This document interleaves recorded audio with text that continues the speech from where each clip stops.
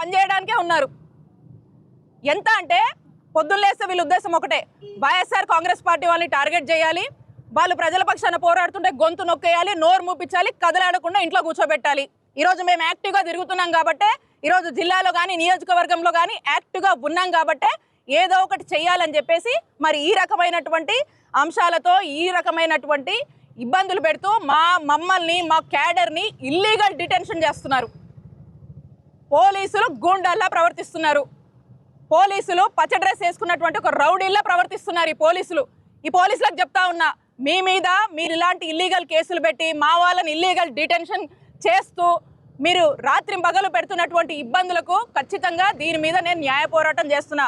DSP గారు మీకు కూడా చెప్తా ఉన్నా, ఏదేదో అనుకుంటున్నారు కదా, మీరు చేసింది తప్పు. నిన్న మీరు మా క్యారెక్టర్ అసాసినేషన్ చేశారు.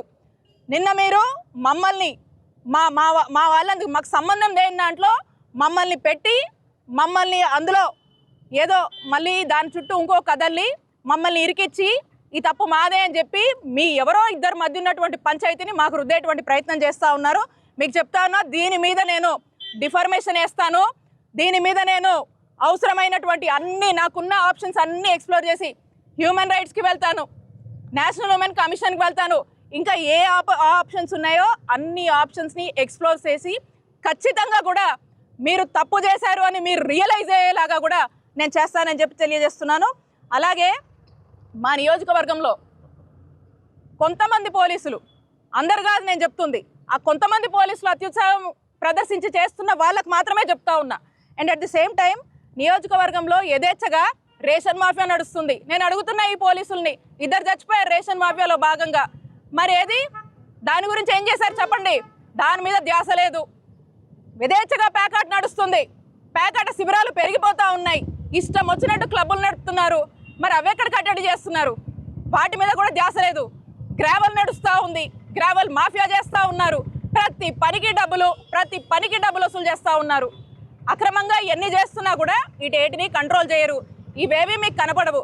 నేను అడుగుతా ఉన్నా, మరి మొన్న గ్రీవెన్స్లో చాలా కంప్లైంట్స్ వచ్చే ఉంటాయి కదా, ఆగమేఘాల మీద నన్ను టార్గెట్ చేస్తూ మా వాళ్ళ మీద పెట్టినటువంటి కేసు అంత ఇంట్రెస్ట్ మరి వేరే ప్రజలందరూ కామన్ ప్రజలు చాలా మంది వచ్చారు కదా, సామాన్య ప్రజలు చాలా మంది వచ్చి చాలా గ్రీవెన్సెస్ ఇచ్చారు కదా, మీరు ఎన్ని కేసులు కంప్లైంట్లు ఎన్ని కట్టారు? ఎన్నిటి మీద కేసు కట్టారు? ఎన్ని సాల్వ్ చేశారు? ఎన్నిటి మీద ఏం స్టేటస్ ఉంది చెప్పండి.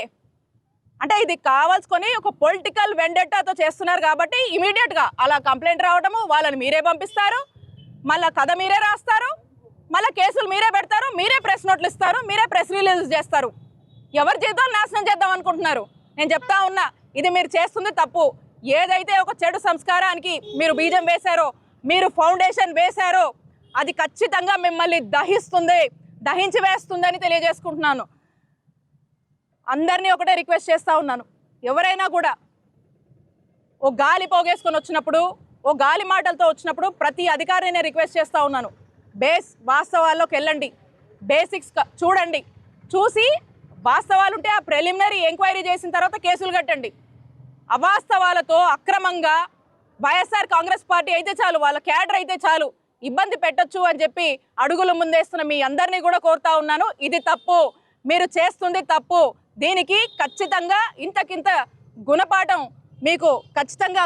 మీకు నేర్పిస్తాము. మేము చట్టం ముందు మిమ్మల్ని దోషులుగా నిలబెడతామని తెలియజేసుకుంటా ఉన్నాను.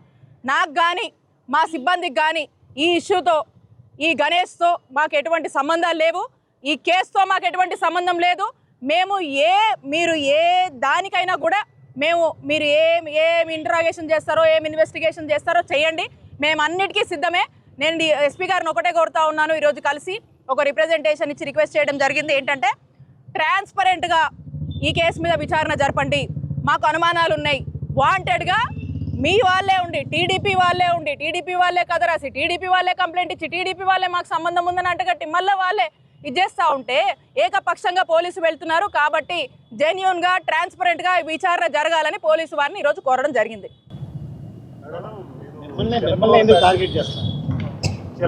కదా ఒక కట్టు కదా, అది కూడా చక్కటి కట్టు కదా, ఏం పని పొద్దుకులు టార్గెట్ విడుదల రజని ఏదో విధంగా ప్రజల్లో అబాస్పాలు చేయాలి, డీఫేమ్ చేయాలి, ఏదో విధంగా జనంలో కన్ఫ్యూజన్ తీసుకురావాలి అని చెప్పేసి ఇలాంటివన్నీ చేస్తూ ఉన్నారు. నేను చెప్తా ఉన్నా, మా నాయకుడు జగన్మోహన్ రెడ్డి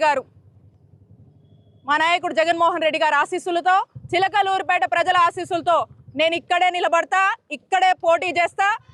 భగవంతుడి ఆశీస్సులతో, ప్రజల ఆశీస్సులతో ఖచ్చితంగా వైఎస్ఆర్ కాంగ్రెస్ పార్టీని గెలిపించుకుంటామని తెలియజేసుకుంటున్నాను. ఉమ్మడి గుంటూరు జిల్లాలో మాజీ ఎమ్మెల్యేలు, మాజీ మంత్రులు చాలా మంది ఉన్నారు. విడుదల వచ్చే టార్గెట్ ఆడమనిషి రాజకీయాల్ని ఓర్చుకోలేక అసూయతో, ఈర్షతో చేస్తున్నటువంటి టార్గెట్లు ఇవి. అయినా చెప్తా ఉన్నా, అయితే ఆడమనిషిని కావచ్చు, కానీ ఇదే చిలకలూరుపేట నియోజకవర్గంలో ఈ కంచుకోటని బద్దలు కొట్టి 2019లో మా నాయకుడు ఆశీస్సుల వల్ల, మా జనం ఆశీస్సుల వల్ల వైఎస్ఆర్ కాంగ్రెస్ పార్టీ జెండా ఎగరవేశాం. టైం వచ్చినప్పుడు మళ్ళీ ఇదే రిపీట్ అవుతుంది, గుర్తుపెట్టుకోండి. మీరు చేస్తున్న అన్నిటికీ అన్ని రికార్డ్ అవుతున్నాయి, ఇంతకింత అనుభవిస్తారు అని హెచ్చరిస్తున్నా. ఈ టీడీపీ గవర్నమెంట్ రాగానే ఒక కంప్లైంట్ వెళ్ళింది అక్కడ కూడా. ఆ కంప్లైంట్ వెళ్ళిన తర్వాత పోలీసులు 21 జనవరి అంటే జనవరి 21, 2005లో ఒక రాజీ అండర్స్టాండింగ్ రాసుకున్నారండి. ఒక సెటిల్మెంట్ జరిగింది టౌన్ స్టేషన్లో. ఈ సెటిల్మెంట్ ఏంటంటే, కంప్లైంట్ ఇచ్చిన అతను మొన్న మా మీద ఎవరైతే కంప్లైంట్ ఇచ్చాడో, ఈ మాబు సుబాని అని చెప్పి మా మీద కంప్లైంట్ ఇచ్చాడో, కంప్లైంట్ ఇస్తే మా మీద కేసు కట్టారో, అదే వ్యక్తి గవర్నమెంట్ రాగానే కంప్లైంట్ ఇస్తే ఆ కంప్లైంట్లో పోలీస్ స్టేషన్లో జరిగిన సెటిల్మెంట్ ఏంటి, అందులో పోలీస్ స్టేషన్లో ఈ అర్జీని చూసి పెద్దల సమక్షంలో మాట్లాడుతూ ఒక ఒప్పందం జరిగింది. అది 1 మార్చి 2025కి పార్టీ ఏదైతే ఈ బత్తుల కుమారస్వామి, ఈ బత్తుల శ్రీ గణేష్ చౌదరి ఉన్నారో, వీళ్ళు ఈ మాబు సుబాని అనేటువంటి వ్యక్తికి ఏదో ట్రాన్సాక్షన్స్ ఉన్నాయని చెప్పి దాంట్లో భాగంగా సెటిల్మెంట్లో 6 లక్షలు ఈ శ్రీ గణేష్ అనే వ్యక్తి ఆ మాబు సుబాని వాళ్ళకి ఇవ్వాలని చెప్పి ఒక సెటిల్మెంట్ జరిగి దాని మీద అండర్స్టాండింగ్తో ఒక పత్రం రాసుకున్నారు. సో దీనికి ఏమన్నారు, పెద్దల సమక్షంలో ఒప్పందం అయితే అప్పటి వరకు ఇరు వర్గాల వారు ఒకరి జోరికి ఒకరు వెళ్ళకూడదని ఇద్దరిని బైండ్ ఓవర్ చేయడం జరిగింది. దాని మీద సాక్షి సంతకాలు కూడా పెట్టుకొని మరి ఈ సెటిల్మెంట్ రాజీ అనేది టౌన్ స్టేషన్లో జరిగింది. ఇక్కడ మా పేరు లేదే. మరి మొన్న కంప్లైంట్ ఇచ్చినటువంటి ఈ Mabu Subani TDP minority cell general సెక్రటరీగా ఉన్నాడు చిలకలూరుపేటలో. మరి ఆయన ఏమి మా పేర్లు రాయలేదు ఇందులో. మరి ఈ సెటిల్మెంట్లో మా ప్రస్తావనే లేదు. ఇందాక చూసాము లోకేష్ గారికి ఇచ్చినటువంటి గ్రీవెన్స్లో ఆయన కూడా మా ప్రస్తావన ఏం చేయలేదు. మరి ఇంకోసారి ఏదో గ్రీవెన్స్ కూడా ఇంకో గ్రీవెన్స్లో కూడా ఇంకెక్కడో కూడా కంప్లైంట్ ఇచ్చారన్నారు, అందులో కూడా మా ప్రస్తావన లేదు. అంటే ఎంత ఐ ఓపెనింగ్ ఇది. అంటే ఇంత పబ్లిక్గా మరి ఈరోజు ఏమైందో తెలీదు, సడన్గా నన్ను టార్గెట్ చేయాలి, మా సిబ్బందిని టార్గెట్ చేయాలి, మా క్యారెక్టర్ అసాసినేషన్ చేయాలి, రాజకీయంగా మేము యాక్టివ్గా ఉన్నాము, ఎన్ని కేసులు పెట్టినా కూడా నిలబడి ఎదుర్కొని పోరాడుతూ ఈరోజు వైఎస్ఆర్ కాంగ్రెస్ పార్టీని చిలకలూరుపేటలో నియోజకవర్గంలో మోటివేట్ చేసి నిలబెట్టుకొని ఈరోజు ముందుకు వెళ్తున్నాం. కాబట్టి ఈర్షతో, అసూయతో ఆడమనిషి రాజకీయాలు తట్టుకోలేక మరి ఈ విధమైనటువంటి కేసులు మా మీద పెట్టి బెదరగొట్టాలని ట్రై చేస్తూ ఉన్నారు. నేను క్లియర్గా చెప్తా ఉన్నా ఈ పోలీస్ వాళ్ళకి, మీరు ఏ విచారణ అయినా చేసుకోండి, వీళ్ళకి మాకు కానీ, మా సిబ్బందికి కానీ, మా ఫాలోవర్స్ కానీ ఎటువంటి సంబంధం లేదు. ఇంకా ఇక్కడ ఒక ఆయన బాగా అత్యుత్సాహం చూపిస్తున్నాడు, ఒక ఆఫీసరు. ఆయన ఏదో హనుమంతరావు అంటున్నారు, ఆయన ఆ డిఎస్పీ పేరు. ఆయన పరిస్థితి ఎలా ఉందంటే, ఆ పోలీస్ చొక్కా కాకుండా ఆ పచ్చ కదర్ చొక్కా వేసుకొని పనిచేస్తున్నట్టు కనిపిస్తుంది. ఎందుకంటే నిన్న దారుణంగా ఒక ప్రెస్ రిలీజ్ ఇచ్చాడు. ఆ ప్రెస్ రిలీజు ఎంత ఎక్స్ట్రీమ్గా, ఎంత దారుణంగా ఇచ్చాడంటే, కనీసము ఒక కంప్లైంట్ వస్తే ప్రిలిమినరీ ఇన్వెస్టిగేషన్ చేసుకునేది లేదా? ఏ ఇన్వెస్టిగేషన్ లేకుండా, వాస్తవాలకు వెళ్లకుండా, సంబంధం లేనటువంటి వ్యక్తులు ఒక గాలి పోగేసుకొని కట్టుకదల్లి కంప్లైంట్ ఇస్తే మా మీద కేసులు కడతారా? ఏమనుకుంటున్నారు? అంటే ప్రజలు ఇవన్నీ గమనించట్లేదా?